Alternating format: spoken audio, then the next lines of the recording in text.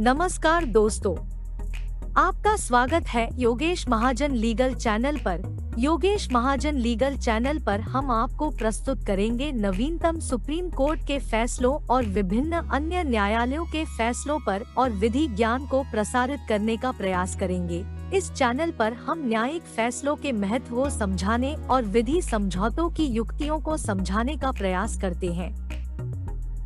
हमारा मकसद है कानून और न्याय के क्षेत्र में ज्ञान को आपके पास पहुंचाना, तो कृपया हमारे चैनल को सब्सक्राइब करें, घंटी आइकन दबाएं, वीडियो को लाइक और शेयर करें।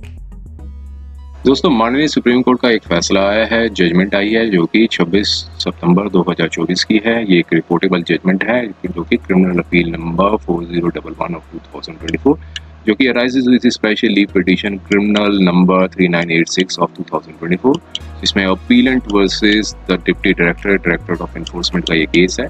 इस जजमेंट में माननीय सुप्रीम कोर्ट ने कहा है कि जो कोर्ट है वो हमेशा अप्रिशिएट करती है लेजिस्लेटिव पॉलिसी को। जब भी बेल देनी होती है तो कई बार जो जैसे PMLA एक्ट हो गया, UAPA एक्ट हो गया, तो उसमें काफ़ी जो स्ट्रिंजेंट प्रोविजंस हैं जो है वो बेल देने के, लेकिन साथ में कोर्ट ने ये भी कहा कि जो रिग्रेस होते हैं इसके जो प्रोविजंस के, वो मेल्ट डाउन हो जाते हैं, मीन्स वो पिघल जाते हैं जब लगे कि कोई लाइक्लीहुड नहीं है ट्रायल को कंप्लीट होने का। जो रीजनेबल टाइम में वो जो ट्रायल है वो कंप्लीट नहीं हो सकता है, और जो पीरियड ऑफ इनकार्सिनेशन है वो ऑलरेडी एक्सीड हो चुका है एक substantial portion of the prescribed sentence से।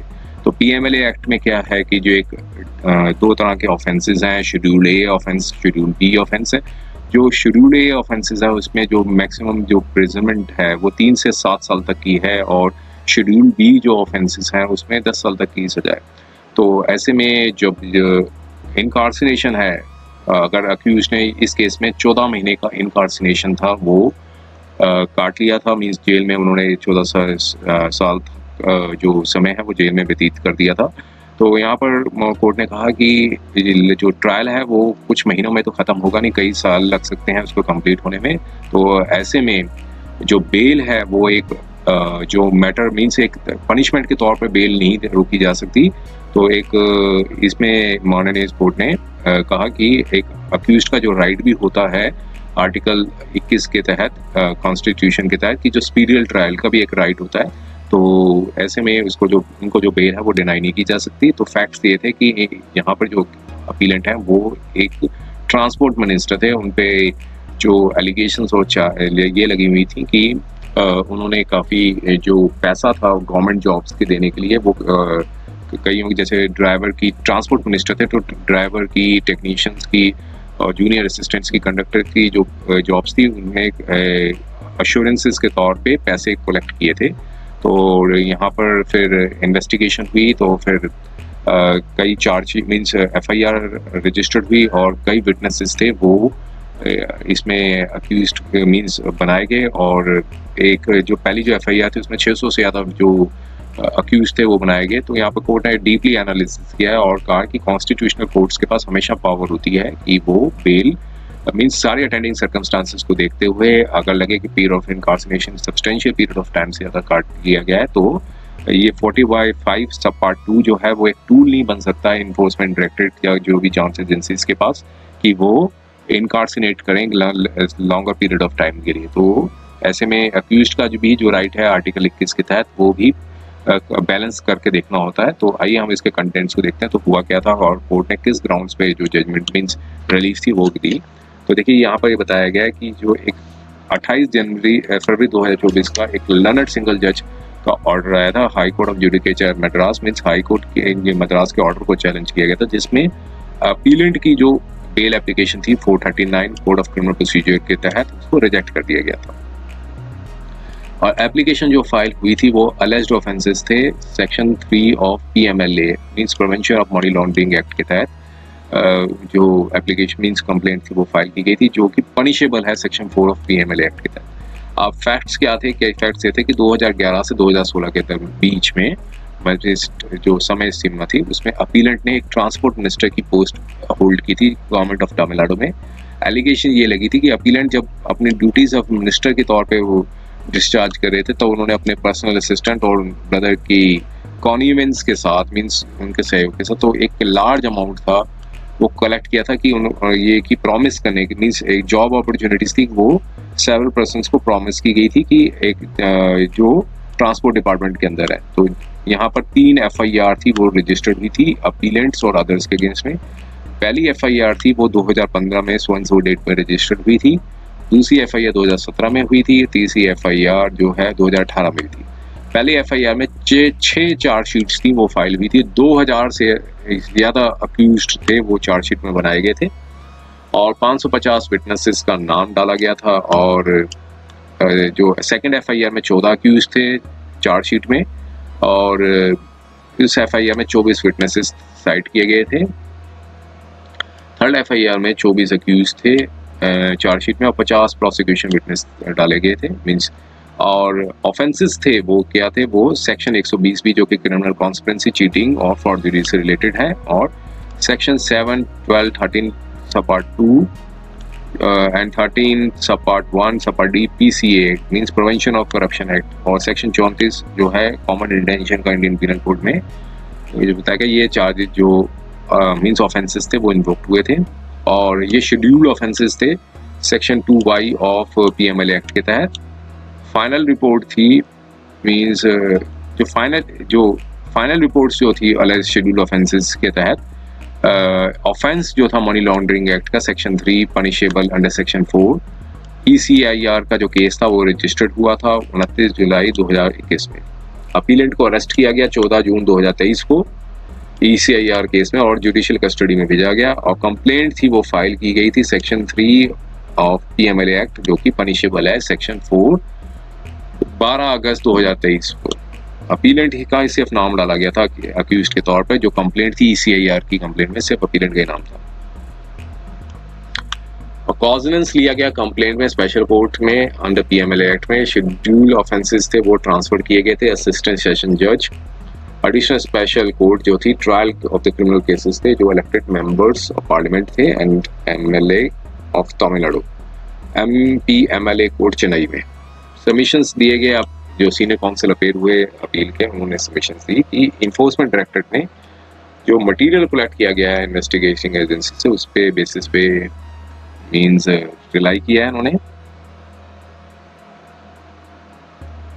5 आर्टिकल सीज्ड हुए थे 2020 में और अपीलेंट के प्रीमिसेस पे, और जो पैराग्राफ नंबर 14.5 था उसमें बताया गया था कि जो डॉक्यूमेंट्स थे वो मनी जो कलेक्ट किया गया था कि जॉब्स के मींस वो जॉब प्रोवाइड करेंगे, post of driver, conductor, junior tradesman, junior engineer, assistant engineer etcetera. और प्रोसिक्यूशन ने एक फाइल के ऊपर रिलाई किया था CSAC जो थी, जो कि पेन ड्राइव में पाई गई थी।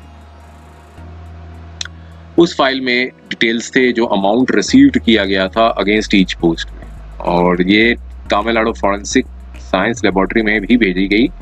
जो सीज्ड पेन ड्राइव थी वो उसने ये बताया कि जो CSAC जो फाइल थी वो पेन ड्राइव में नहीं पाई गई थी, और फाइल नेम दूसरी थी CSAC.XLSXC, ये इस तरह की जो फाइल थी वो पाई गई थी। उन्होंने बताया CSAC फाइल नहीं थी बल्कि CSAC.XLSX जो फाइल थी पाई गई थी, और कहा कि जो 1.34 जो करोड़ अमाउंट जो मिला है अपीलेंट के बैंक अकाउंट में, वो कहा कि जो उनकी जो इनकम थी MLA के तौर पे जो उनको रेम्यूनरेशन मिलती थी और एक एग्रीकल्चर इनकम थी, वो पैसा था उनका।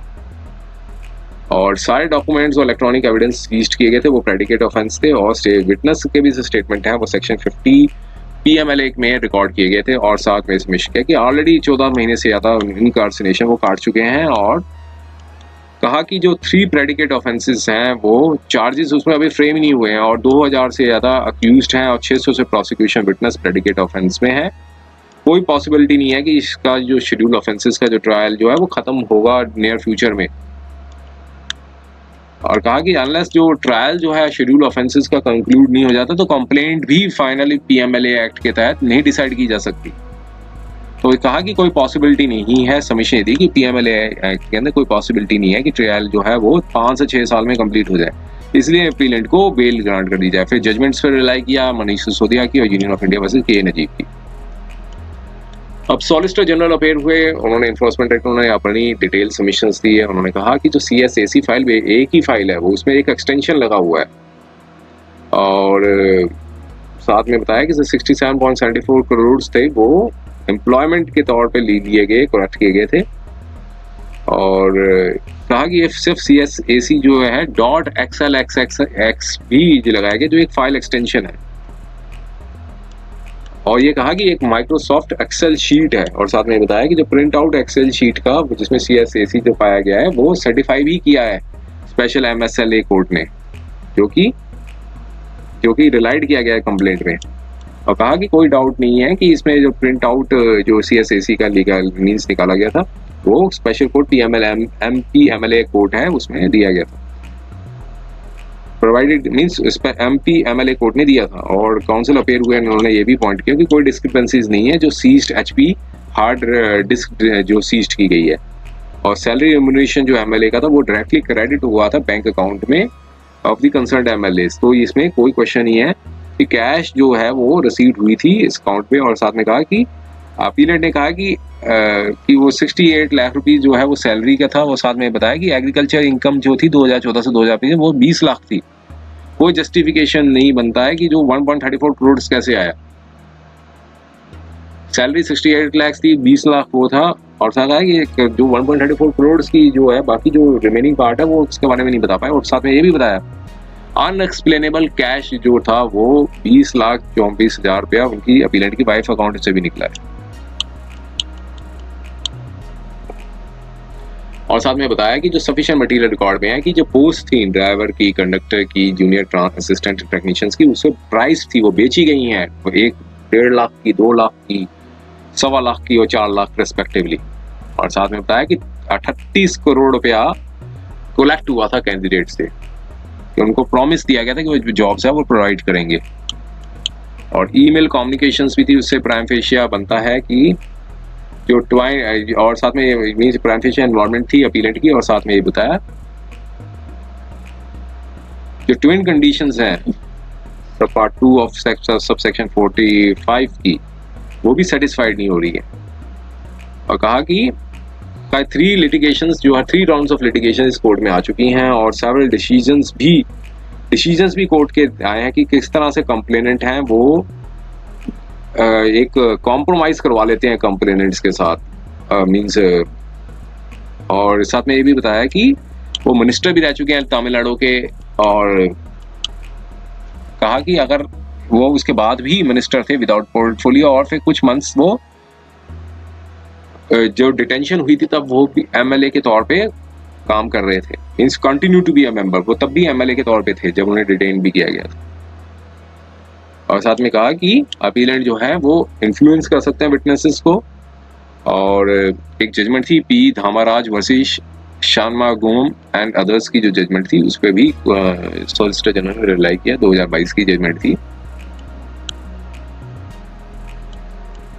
और एक भाई बालाजी कार्तिक देसराई एंड अदर की जजमेंट थी, इस पर भी रिलाई किया। कहा कि स्ट्रॉन्ग मटेरियल जो रिकॉर्ड में था अपीलेंट का उसमें बताया कि उनकी इन्वॉल्वमेंट है अंडर जो offence punishable under section 4 PMLA and predicate offence. तो इसमें कहा कि एक इलीगल सेटलमेंट हो सकती है ब्राइब गिवर्स और ब्राइब रिसीवर्स में, और कोई मैनर नहीं बनता है कि वो जब वो बाहर आएंगे तो इन्फ्लुएंस करेंगे विटनेसेस को।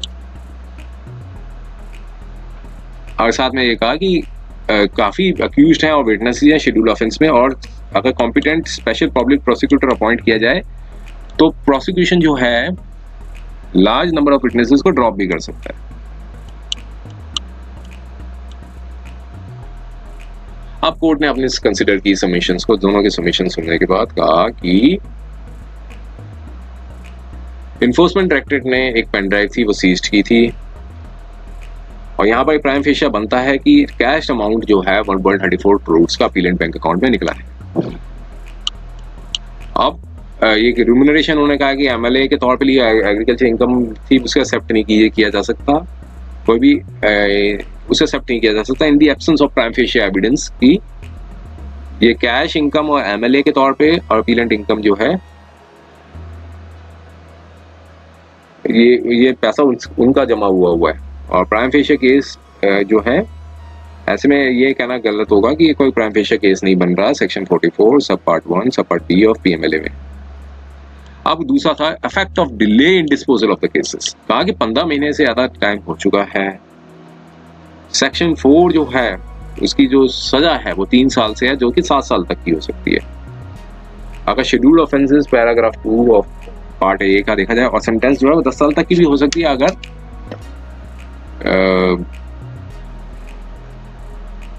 अगर अपीलेंट जो सेंटेंस जो है वो मींस पार्ट ए शेड्यूल 2 के अंदर आती है, तो paragraph 2 of part A schedule 2 है। अब साथ में ये कहा कि 2000 से ज्यादा विटनेसेस थे, 500 के प्रोसिक्यूशन साइड किए थे, और 600 से ज्यादा जो कार्ट ने कहा कि 600 से ऊपर चले जाएंगे विटनेसेस। और कार्ट की जो ट्रायल ऑफेंसेस था वो वारंट केस था, और तेजी से भी चलाया जाएगा, तो 2000 अक्यूज्ड पर्सन है, उनको सुनना है अक्यूज्ड पर्संस को। और साथ में कहा कि डॉक्यूमेंट्री इलेक्ट्रॉनिक विटनेसेस को भी रिलाई किया जाएगा, सेक्शन 313 के अंदर भी स्टेटमेंट ली जाएगी। तो सारी डिटेल एनालिसिस किया इसमें, और फाइनली ये यहाँ पर पहुंचे कोर्ट में कि एक नजीब की जजमेंट थी। कहा कि जब भी कमेंसमेंट होती है प्रोसीडिंग्स की, कोर्ट जो है अप्रिशिएट करती है लेजिस्लेटिव पॉलिसी को, लेकिन जो रिगरस ऑफ जो प्रोविजंस है वो मेल्ट डाउन हो जाते हैं अगर लगे तो ट्रायल जो है वो कंप्लीट नहीं हो सकता, और period of means reasonable time में कंप्लीट नहीं हो सकता, और इनकार्सनेशन का जो समय है वो ऑलरेडी काफी ज्यादा काटा जा चुका है। मनीष सिसोदिया की जजमेंट पर भी रिलाई किया कोर्ट ने, और सारी जजमेंट्स पे एनालाइज करने के बाद यहाँ पर बताया कि कई पीनल स्टैट्यूज हैं जो कि डिपार्ट करते हैं 437, 438, 439। अगर रेफर किया जाए पीएमएलए एक्ट को, सेक्शन 45 सब पार्ट 2, 43 डी और सेक्शन 37 और एनडीपीएस एक्ट का, तो यहाँ पर बताया कि जो प्रोविजंस है बेल देने के, उसमें एक नॉन ऑब्स्टेंटिव क्लास लगाई जो कि ओवरराइडिंग इफेक्ट होता है सेक्शन 437 और 439 ऑफ सीआरपीसी का। तो ऐसे में कोर्ट ने कहा कि इसके जो थ्रेशोल्ड्स हैं बेल देने के काफी हायर है, लेकिन अब यहाँ पर कोर्ट ने कहा कि एक वेल सेटल्ड प्रिंसिपल भी है क्रिमिनल ज्यूरिस्प्रूडेंस का कि बेल जो है वो रूल है और जेल एक्सेप्शन है। अब के नजीब की जजमेंट पर भी अगर कोर्ट ने गौर मींस रिलाई किया, उसने कहा कि बेल जो स्ट्रिंजेंट प्रोविजंस जो हैं वो कॉन्स्टिट्यूशनल कोर्ट्स वो ले नहीं सकती कि बेल देने के लिए, कि अगर कोई भी ग्रॉस वायलेशन होता है पार्ट 3 ऑफ द कॉन्स्टिट्यूशन का। अब यहाँ पर कहा कि अब कई प्रोविजन को देखते हुए इनकार्सनेशन थी वो अनरीजनेबल लॉन्ग टाइम तक हो रही है, और साथ में कहा कि जो मैक्सिमम इम्प्रिजनमेंट भी 7 साल तक की है। 45 सब पार्ट 1 सब पार्ट 2 जो है पावर नहीं मिल जाती स्टेट को कि वो अक्यूज्ड को अनरीजनेबल लॉन्ग टाइम तक काटे, मींस जेल में रखे, जब लगे कि कोई पॉसिबिलिटी नहीं है ट्रायल की कंक्लूड होने के लिए रीजनेबल टाइम में। तो ये सारे कंडीशन को देखते हुए के नजीब की जजमेंट को रिलाई करते हुए कोर्ट ने यहाँ पर बेल थी वो ग्रांट कर दी, और कंडीशंस थी वो इम्पोज कर दी, कुछ बेल की थी। और कंडीशंस क्या इम्पोज की थी? कम्युनिकेट नहीं करेंगे प्रोसिक्यूशन विटनेसेस को हर मंडे को वो, और फ्राइडे को 11 AM से 11 PM मींस 12 बजे तक office of deputy director of enforcement Chennai में अपेयर होंगे, और फर्स्ट सैटरडे को भी अपेयर होंगे। मींस कंडीशंस थी वो लगा दी कि वो बेल के साथ जो कंडीशंस थी वो दी थी। ये जजमेंट आई थी 26 सितंबर 2024 को। उम्मीद है कि यह वीडियो आपको पसंद आया होगा। अगर आपने अभी तक हमारे चैनल को सब्सक्राइब नहीं किया है तो कृपया इसे सब्सक्राइब कर ले और बेल आइकन दबाकर नोटिफिकेशन प्राप्त करें, ताकि आप हमारे नए वीडियो से अपडेट रह सकें। अगर आपको यह वीडियो पसंद आया हो तो कृपया लाइक करें और अपने दोस्तों के साथ शेयर करें। हमारे चैनल पर आपको न्यायिक मुद्दों, कानूनी सलाह और कानूनी अपडेट्स के बारे में नवाचारिक और महत्वपूर्ण जानकारी मिलेगी। हमारे साथ बने रहें, क्योंकि योगेश महाजन लीगल आपके कानूनी सवालों का सहायक है।